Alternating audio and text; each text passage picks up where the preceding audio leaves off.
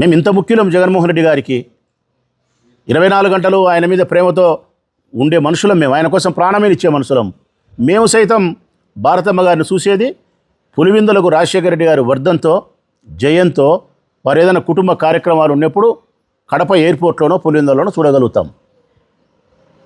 నమస్కారం తల్లి అని హెచ్చరిస్తాం, బాగుండారన్నా అంటుంది, అంతే. అట్లాంటి భారతమ్మను పట్టుకొని ఎంతెంత మాటలు మాట్లాడతాడు ఆయన, సంస్కారహీనుడై. 400 కేజీలు భారతమ్మ బంగారు కొనిందంటాడు. అసలు ఏమన్నా అర్థం పడుతూ ఉండే మాటలేనవి. 400 కేజీల బంగారు భారతమ్మ కొనిందంట. ఇప్పుడు ధనదాహం అంట. జగన్మోహన్ రెడ్డి గారికి, భారతమ్మ గారికి ధనదాహం అంట. భారతమ్మ, జగన్మోహన్ రెడ్డి గారు పుట్టుకతోనే లక్ష్మీపుత్రులు. ఆదినారాయణ రెడ్డి మాదిరి, నా మాదిరి ఇబ్బందుల్లోంచి వచ్చిన మనుషులు కాదు. ఆదినారాయణ రెడ్డి గారి రాజకీయ జీవితం అంతా ఆర్థికపరమైన ఇబ్బందులతో వచ్చినది.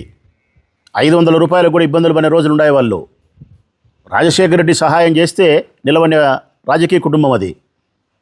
వారు ఎమ్మెల్యేలు కాగలిగినారు అంటే, ఈరోజు ఈ స్థితిలో ఉండారంటే ఈ జిల్లాలో ఎవరిని అడిగినా చెప్తారు రాజశేఖర రెడ్డి పుణ్యం అని.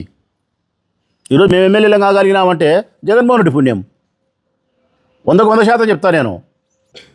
జగన్మోహన్ రెడ్డి గారు ఉన్నంతకాలం కాదు, ఈ రాష్ట్రం ఉన్నంతకాలం జగన్మోహన్ రెడ్డి గారు స్థాపించినటువంటి వైఎస్ఆర్ కాంగ్రెస్ పార్టీ 3 పువ్వులు 6 కాయలుగా ప్రజ్వరిల్లుతూ ఉంటుంది, దేదీప్యమానంగా ఉంటుంది.